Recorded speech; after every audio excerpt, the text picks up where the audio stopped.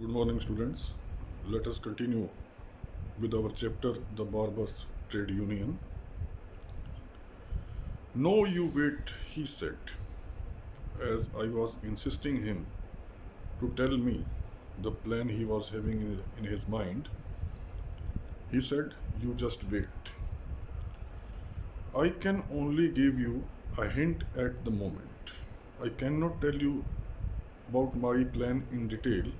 I can only give you a hint now. It is a secret that only a barber can know. This is a secret plan. Only a barber can know about it. Now let me get on with the job of learning to handle this machine. He says that let me start to learn how to ride on a bicycle. I want to learn it, how to handle this machine. You hold it while I get on it, and I think it will be all right. You hold this bicycle as I ride on it, and I think after some time everything will be okay. But I said, this is not the way to learn to ride a bicycle. He says that the way you are going to learn bicycle, how to ride, this is not the proper way. One person is holding the bicycle and the other is riding on it. My father learned to ride from the peg at the back. My father learned bicycle by sitting on the carrier on the back side of the bicycle. And my brother learned to ride by first trying to balance on the pedal. And whereas my brother is concerned, he learned. First he balanced the bicycle by standing on the pedals. Your father is a top-heavy baboon, said Chandu, and your brother is a long-legged spider. He says that your father is a fatty person and your brother is lengthy one, long one. He continued. He says that whereas myself is concerned, was born, my mother tells me, upside down. He says that whereas myself is concerned, my mother told me that I am just opposite to the world from the very beginning, from the very birth. All right, I said, and I held the bicycle for him. I said, okay. I held the bicycle so that Chandu may ride on it. But while my gaze concentrated with admiration on the brilliant sheen of the polished bars, I lost my grip and Chandu fell on the other side with a thud along with the machine. What happened meanwhile? He says that I was looking at the bars, the brightness of the bars. My concentration I lost. I lost the grip. I could not hold the bicycle properly, and as a result, Chandu fell on the other side with a thud. On the other side, Chandu fell down with a sound along with the bicycle. There were peals of laughter from the shop of the Sahukar. So many people who were present there on the shop of the Sahukar, as Chandu fell down, they started laughing loudly. Where several peasants congregated around the figure of the landlord. There on the shop of the Sahukar, several farmers, a number of people, they were gathered there along with the landlord. And then the Shaukar could be heard shouting. After this laughter, Shaukar also spoke. Serve you right. You are well punished.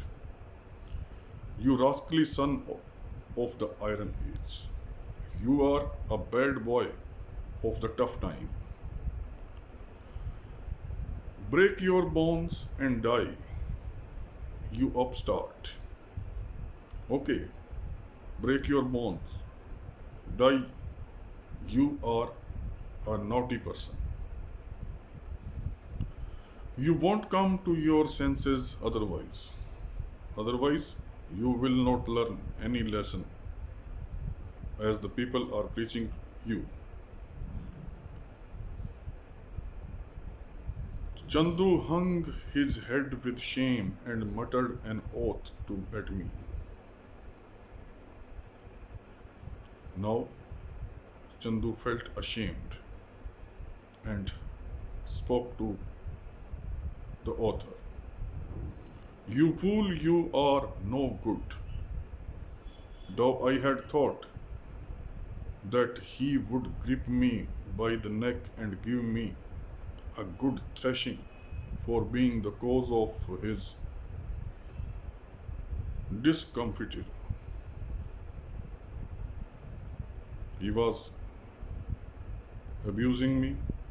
I thought that he was going to catch me from the neck. He was going to slap me. Because I was the very reason for his defeat. Then he looked at me, smiled embarrassedly. Then he looked at me and smiled shamefully and said, we will see who has the last laugh, I or they. Okay, wait. We will see who will laugh finally, I or these people. I will hold the machine tightly this time, I said earnestly, and I picked it up from where it lay. I assured him that this time I will hold the bicycle tightly and picked it up from the earth. Yes, break your bones, you swine, came the landlord's call. Then landlord also spoke. Okay, ride again, fall down again, break your bones. Don't you care, Chandu said to me. I will show them. What these people are saying, just don't bother. I will show them something. And he mounted the bicycle as I exerted all my strength to hold it tight. He jumped, sat on the bicycle as I was holding the bicycle with all my power. Then he said, let go. Then he said, okay, now let us start. I released my grip. Previously I was holding the bicycle, now I released it. He had pressed the pedal with a downward pressure of his right foot, hard, and as the wheels revolved, he swayed dangerously to one side. Now he started riding bicycle. What he did? He pressed the pedal with the right foot, and as the wheels of the bicycle they started moving, he swayed very dangerously to one side. But he had pushed the other pedal now.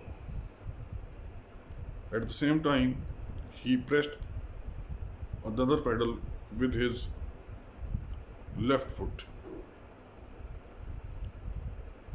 The machine balanced, inclining to the right a little. Anyhow, The bicycle balanced, though it was inclining a bit towards right side. So that I saw Chandu lift his rump from the saddle in the most frightening manner. I saw that Chandu lifted his buttock from the seat in a very frightening manner. He hung precariously for a moment. He was hanging on the bicycle in a very risky manner. His handles wobbled dangerously. The handle of the bicycle, it, it became imbalanced. He was tottering. He was vibrating.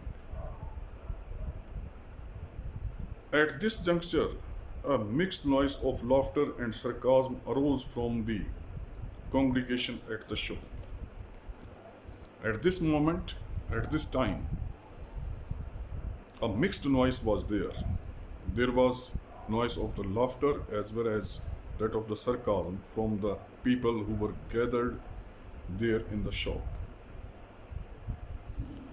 I thought that Chandu would come to grief with this confusion. I thought for a while that Chandu will fall down as he was supposed to be confused by these people. If not on account of his utter incapacity, it doesn't mean that he was incapable, but just because of this mixed noise, he could lose his balance. By a curious miracle, however, Chandu's feet had got into the right rhythm for paddling. In a very curious manner, a miracle happened. Now, Chandu's feet, they got the right rhythm, moving the pedals properly. And his handle had adjusted itself to his stiff hands. Now, handle was also not vibrating. It was fixed in the stout hands of Chandu. And he rode off with me, running behind him. He started riding bicycle and I was running behind him, bursting myself with enthusiastic shabash, shabash. I was running behind him and I was shouting, well done, shabash. A half a mile run and he repeated the trick. After riding half a mile, he again repeated the same thing. Mark it here. Thank you very much.